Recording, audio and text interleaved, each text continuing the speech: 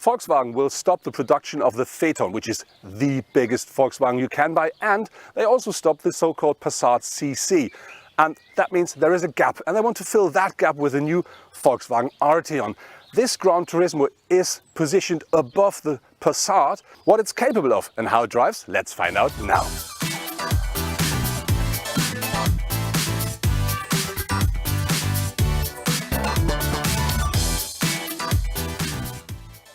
The Volkswagen Arteon is available in 3 different trim levels. The base is simply the already very well-equipped Arteon. It includes, amongst other things, the progressive steering, LED headlights and the lane assist. In addition, Volkswagen offers the trim levels Elegance and R-Line with even more extras.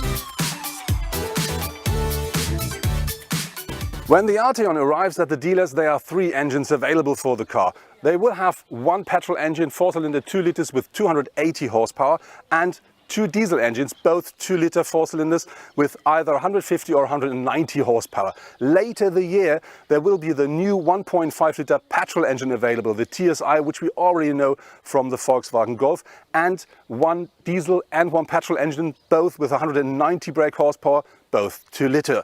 And gear shifting is easy either with a 6-speed manual or the 7-speed DSG. For some of the cars there is 4Motion available as well.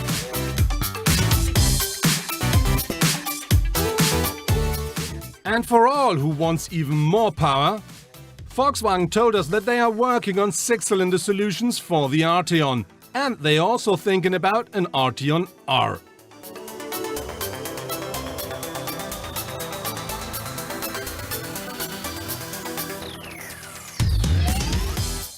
Our Arteon features the 4-cylinder 2-liter diesel engine with 240 brake horsepower and 500 Newton meters of torque. And I have to say that really works more than well. This is combined with a 7-speed DSG, and that really is a very nice package. Top speed is 245 kilometers per hour, more than enough.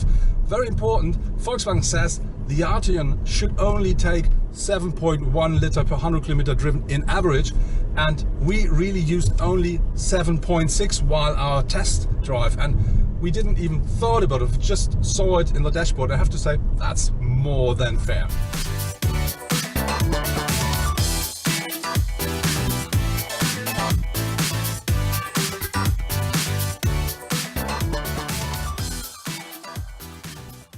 The interior of the Arteon really is very nicely made. We find great materials, good craftsmanship. Everything is the way it should be, but that's because you sit inside of a Passat. It's absolutely the same as you will find in every Passat of Volkswagen. There are some different colors, but that's it. It's all good, but with this, let's say, promise from the outside, the car should have given a bit more luxury feeling, or let's say something special at the interior as well. Regarding to the space, I have to say we have loads of space as a tall driver as well as a tall co-driver. The rear seats, they offer plenty of legroom, even more than the Skoda Superb, but because of the shape of the car, the coupe form, there's not enough headroom. And I think if you're taller than, let's say, 1 meter 80, 85, it's not fun sitting in it.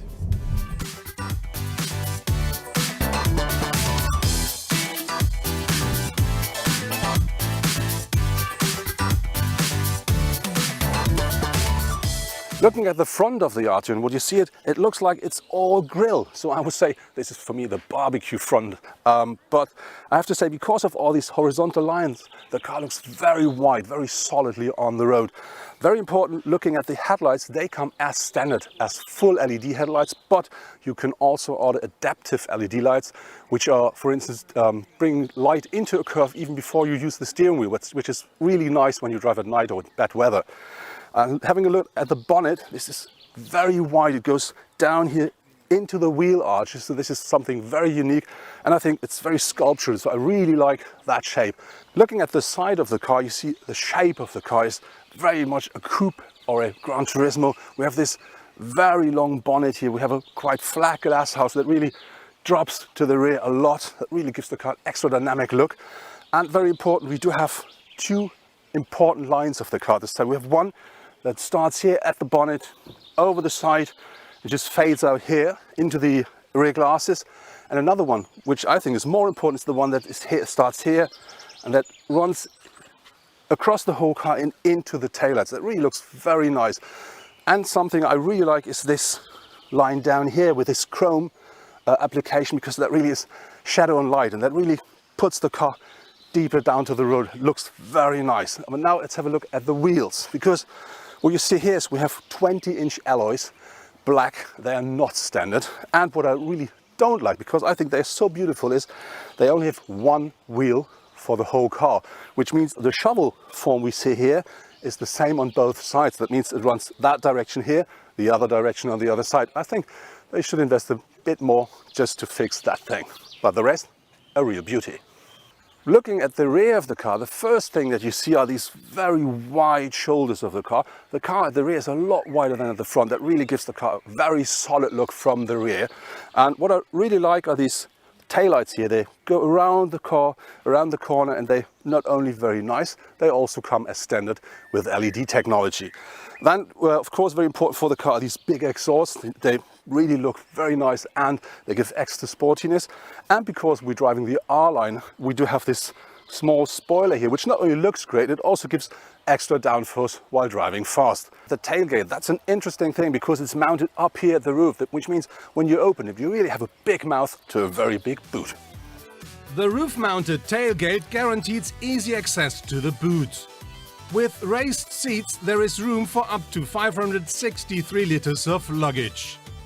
If the rear bench folds back, the trunk of the Arteon offers up to 1,557 liters load capacity.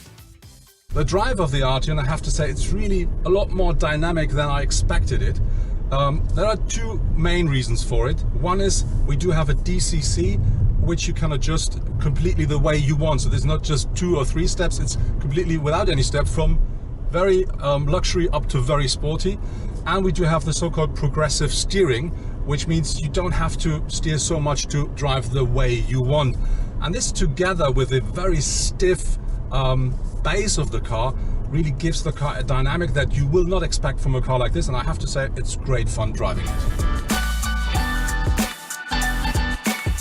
The assistance systems of the Arteon are the most modern of the Volkswagen fleet. The new adaptive cruise control ACC not only keeps the distance to the car in front, it also adjusts the speed to the environment using navigation data and its own sensor technology. Speed limits are automatically taken into account and the speed is adjusted in advance in front of roundabouts or a strong curve on the road.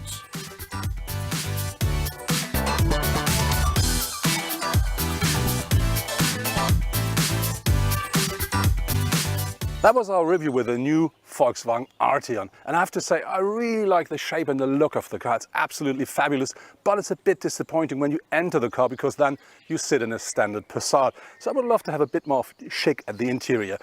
Very important is the new adaptive cruise control works great because that really works with the sat-nav and with the sign recognition, so the car really thinks about the road and does everything you normally have to do yourself. And on top of this, the new damper system is adjustable without any steps, so really you can adjust the car the way you want. So I think that's a really nice package, but it could be a bit more nice at the interior.